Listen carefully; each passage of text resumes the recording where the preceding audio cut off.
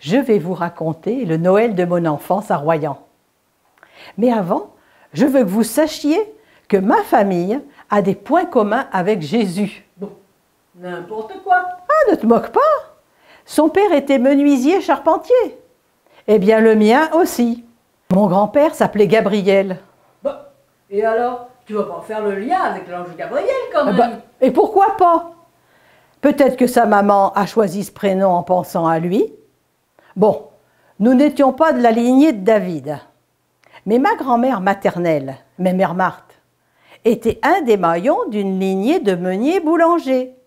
Elle devait bien connaître la multiplication des pains. Bon, toutefois, elle n'en a pas fait son métier puisqu'elle était épicière à Vaud. Ma mère, elle s'appelait pas Marie, mais c'était bien une sainte femme. Elle n'a pas connu son père, disparu à la guerre en 1914. Il n'avait que 23 ans. Son enfance a dû être bien perturbée. Quand elle a eu ses enfants, l'époque était encore très tourmentée, puisque c'était la guerre suivante. Ah bah oui, ça devait pas être facile. Et puis ils n'avaient pas beaucoup d'argent peut-être. Ça, tu peux le dire. Lorsque je suis née, mes parents ont dû évacuer Royan qui allait être bombardé.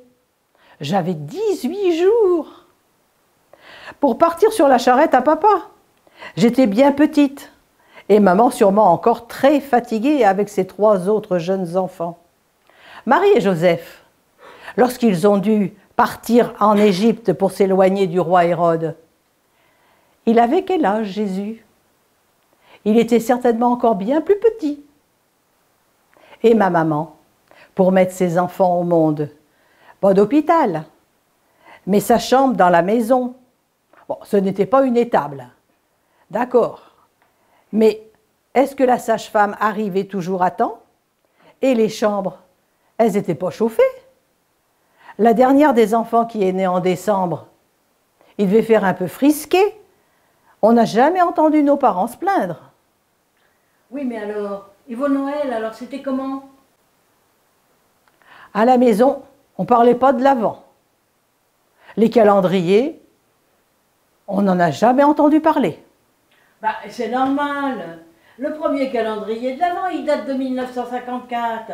Comment voulais-tu que cette information parvienne jusqu'à vous à Royan?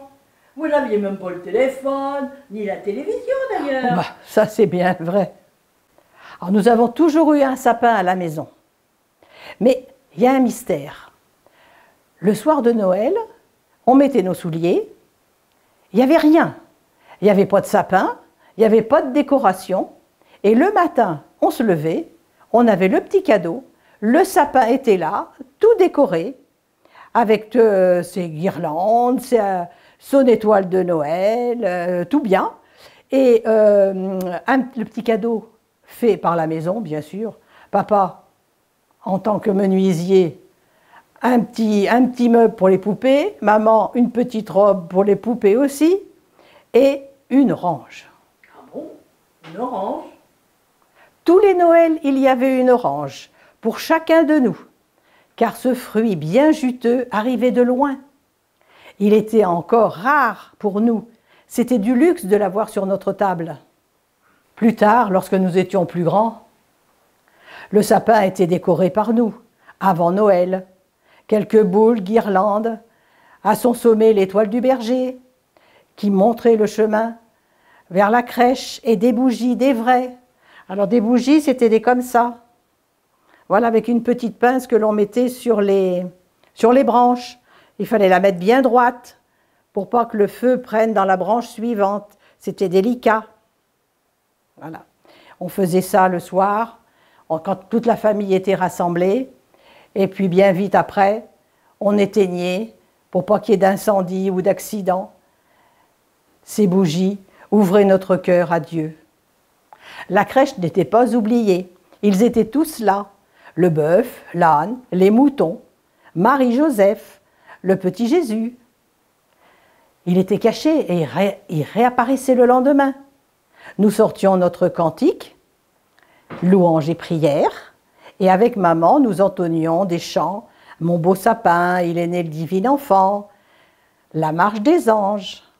Puis nous allions à la veillée de Noël, au temple.